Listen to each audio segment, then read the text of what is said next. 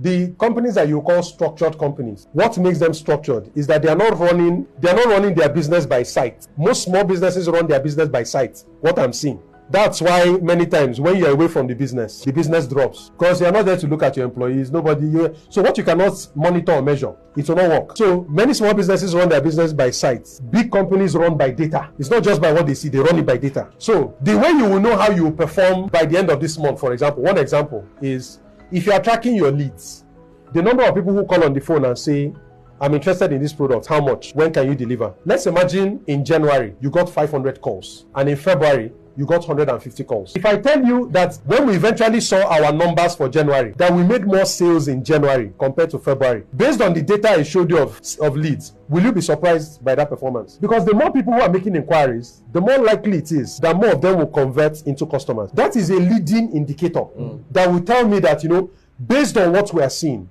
this is where the performance is going. So that if that thing I'm tracking, even though leads, somebody calling on the phone and asking about your product, it's not a sale. But big companies are worried about those numbers. Because why are we not getting leads? Let's go and advertise. Let's keep the lead numbers up. What else can we do? Because they know that is a predictor.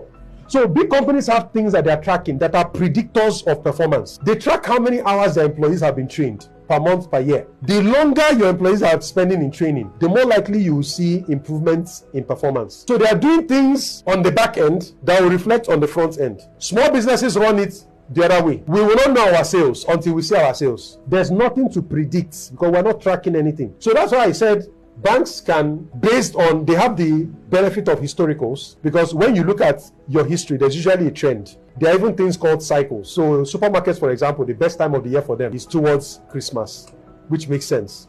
Hotels too, they have that same, almost, there are some businesses that have their cycles. So by the time you have the benefit of the cycles that you have, you look at your year-on-year performance, your market research, and all these other leading indicators, you can comfortably say, like right now we're in February, I can bet you that Coca-Cola knows how much they will make this year. They know how much they're going to make this year. Even if they are going to miss it, they will not miss it by too much, because usually these things have a margin of plus or minus. They won't miss it by much. But some things could happen. Like, nobody knew that COVID-19 was coming up, and it hit the world like a storm.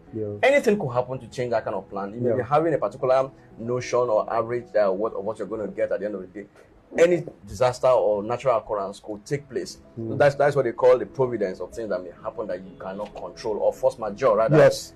So if such kind of thing happen, how do you now determine that because of you have predicted that before the end of by first quarter of the year, this is what you're able to do? So what then makes you to determine that because of you achieved this for the first